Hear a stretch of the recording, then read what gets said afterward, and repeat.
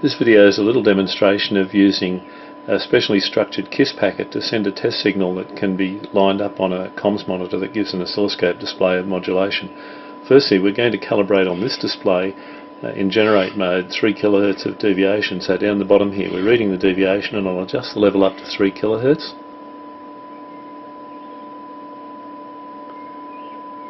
That's it there, 3 kHz. And I'll now switch to the oscilloscope display, and we'll adjust the gain on that so that it just reaches 1 centimetre below the top and bottom of the screen. So that's it there. Now we'll switch to listen to the test signal.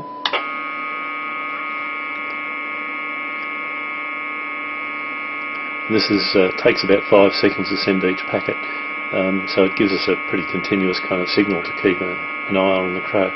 And you can see there that the peaks are just outside the top 1 centimetre graticule marks on the oscilloscope display. So this is reaching just on 3 kHz deviation at the high frequency tone.